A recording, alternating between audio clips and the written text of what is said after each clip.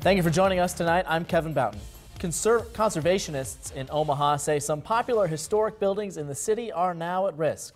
In a marathon meeting today, the City Council voted down an ordinance that would have put specific protections in place for buildings and their owners. KMTV Action 3 News reporter Nick Starling was at the meeting today and has reaction. Nick? Jennifer, Kevin, after a long discussion today from the City Council, the vote was 4-3 to knock down the proposed historic property ordinance. Some say it's a win for property owners, but conservation groups say it's a defeat.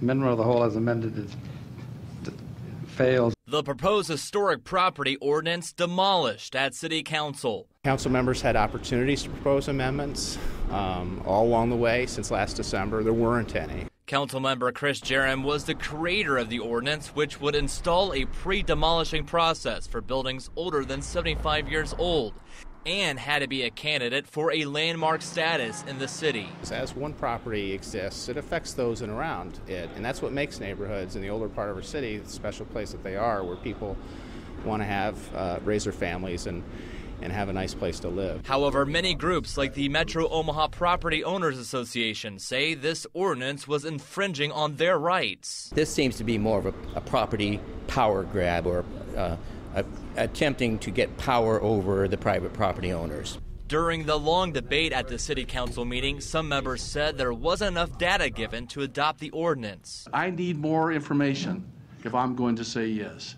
Others said this was the way to go for future generations to appreciate architecture. If we start tearing down all the properties, then what is the history going to be like for young people in the community that are going to take over for us at some point? But in the end, those against the ordinance succeeded, saying this is the way to go for progress in the city. I think it's a good step in the right direction. I hope we can carry on with the conversation. I hope we can do something about restoration, but not at the expense of the private property owners' rights. Councilman Jerem said this proposed ordinance would have affected 445 properties. As for the future of proposing this again, it's unclear. Jerem says he won't propose another one, but any of the other board members can if they want to. Reporting live in the News Center, Nick Starling, KMTV Action 3 News.